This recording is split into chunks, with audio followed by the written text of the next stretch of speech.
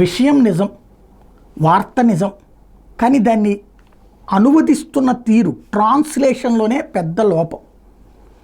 తిరుమల లడ్డూకి సంబంధించినటువంటి నెయ్యి తక్కువ రేటుకి రావడం నిజం. ఈ తక్కువ రేటు మనం అనుకున్నట్టు 1000-1500కి ఇవాళ కూడా కొంటల్లా, 450 రూపాయలకే కొంటున్నాం మనం. నందిని వాళ్ళు ఇస్తున్నటువంటి ఓ 100 రూపాయలు తక్కువకి ఇస్తానన్నటువంటి వాడు అందులో కల్తీ చేయాలంటే డాల్డా కలపాలా, లేదంటే కనుక మామూలు నూనె కలపాలి.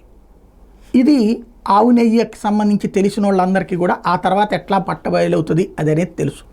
అది ఫస్ట్ టెస్ట్లోనే తేలిపోయింది, వెంటనే దాన్ని పక్కన పెట్టారు. ఇది ఒక ఆస్పెక్ట్. రెండవది వచ్చేటప్పటికి లడ్డూకు సంబంధించి కలిపారా లేదా అన్నటువంటి దాని మీద ముందు కలపలేదని తర్వాత కలిపారని, ముందు వెనక్కి పంపించేసామని మళ్ళీ తర్వాత కలిపారని ఈ చర్చ నడుస్తోంది. ఇదంతా ఒక ఎత్తు అయితే, ఇప్పుడు ఎక్కడో రాజస్థాన్లో ఉన్నటువంటి ఆశ్రమం దగ్గర నుంచి ఏది ఉత్తరాఖండ్లోని బోలేబాబా డైరీ నుంచి తెచ్చి ఇక్కడ పెట్టారు. 355 రూపాయలది 320 రూపాయలకే ఎట్లా అమ్ముతారు అన్నటువంటిది. 355కి తీసుకొచ్చి మిగతాది ఏం కలపాలి? డాల్డా కలపాలి.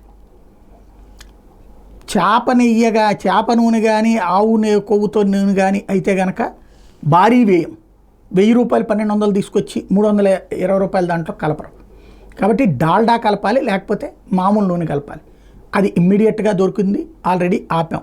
సరే, అందులో వెనక్కి పంపించారా లేదా, కలిపారా లేదా, ఈ చర్చ ఎలాగో నడుస్తుంది. అయితే ఇప్పటికైనా అసలు జరగాల్సిన చర్చ మీద దృష్టి సారించండి. ఇక్కడ లక్షల కిలోలు నెయ్యి కావాలి ఏడాదికి, లక్షల కిలోల బియ్యం కావాలి, లక్షల కిలోల కందిపప్పు కావాలి, లక్షల కిలోల తాలింపు గింజలు కావాలి, లక్షల కిలోల కూరగాయలు కావాలి. రాష్ట్రంలో ఉన్న ఆలయాలన్నిటికీ చూసుకుంటే ఇప్పటికీ వ్యాపారస్తుడు, బ్రోకరు, ఏజెంటు వీళ్ళ మీదనే డిపెండ్ అవుతున్నాం.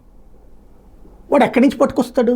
ఇప్పుడు ఫర్ ఎగ్జాంపుల్ 10 లక్షల కిలోల నెయ్యి కావాలంటే ఎన్ని ఆవులు పెంచాలి? ఏఆర్ డైరీ వాడు లేదా ఇంకొకడు. ఈ దేశం మొత్తం మీద హయ్యెస్ట్ 3 లక్షల ఆవులు పెంచుతున్నటువంటి ఒక రాజస్థాన్, మొన్న మధ్యన ఆ వార్త చెప్పుకున్నాం మనం.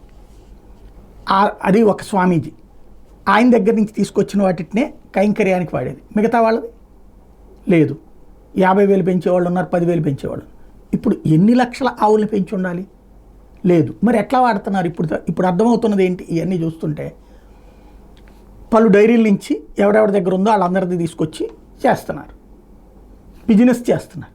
అంతే. స్వామివారి మీద భక్తితో చేయట్లేదు. బియ్యమైనా అంతే, పప్పులైనా అంతే, మిగతావన్నీ అంతే. ఇప్పుడు ఏం చెయ్యాలి?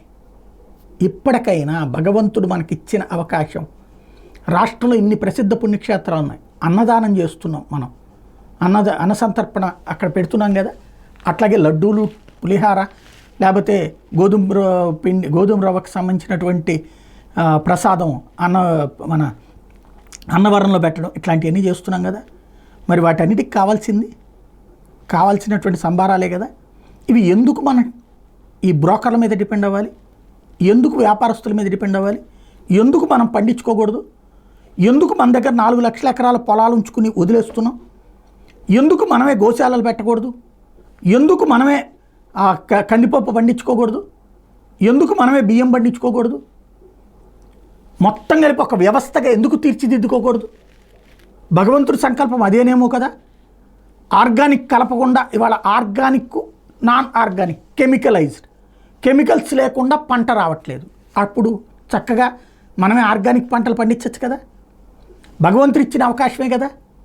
ఆ దిశగా ఇప్పటికైనా దృష్టి సారించాలని భగవంతుడు ఈ అంశం తెర మీదకి తెచ్చాడేమో.